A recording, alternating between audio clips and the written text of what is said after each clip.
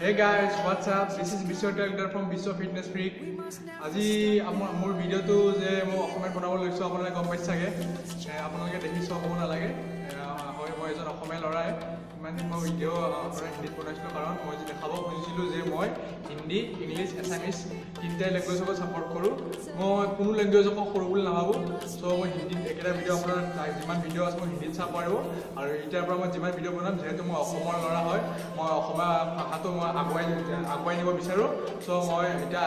আজিৰ পৰা মই আপোনাৰ পাৰ্বতী ল'ৰাপুৰী মোৰ অলৰেডি শ্বুটিং হৈ গৈছে সেই দুটা ভিডিঅ' আপুনি আপোনালোকে হিন্দীত পাই যাব তাৰপিছত মই আপোনালোকৰ